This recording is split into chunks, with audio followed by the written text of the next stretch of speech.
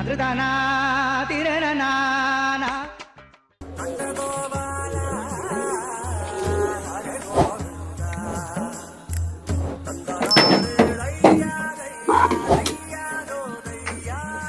கவிதா,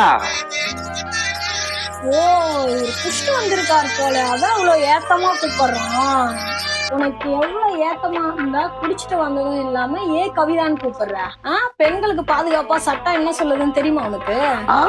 உங்க சட்டம் என்ன சொல்லுது சொல்லுங்க பாப்போம், கேக்குறோம். வேற பொம்பளைங்களை மனதளவிலோ உடல் அளவிலோ துன்பப்படுத்தினா எஃப்ஐஆர் போட்டு 6 மாசம் சிறை தண்டனை. உனக்கு தெரியுமா தெரியாதா?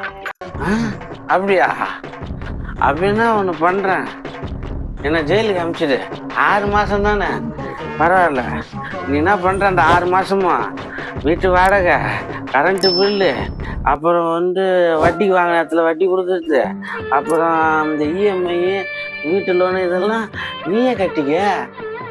என்னமாமா வெளியில இருந்து ரொம்ப கலப்பா வந்துருக்கிறீங்க? டீ போட்டு வருவா இல்ல சாப்பாடு போட்டு வருவா? உட்காருங்க, முதல்ல உட்கார்ந்து பேசலாம். உட்கார்ந்து பேசலாம். உட்காருங்க. டீ போட்டு வருவா சாப்பாடு போட்டு வருவா? ஒரு லெமன் ஜூஸ் ஒன்று போ. அப்பா அம்மாக்கு ஆஸ்கர் அவார்டு கொடுக்கலாம்ப்பா. எப்படிலாம் அடி இருக்காருப்பா.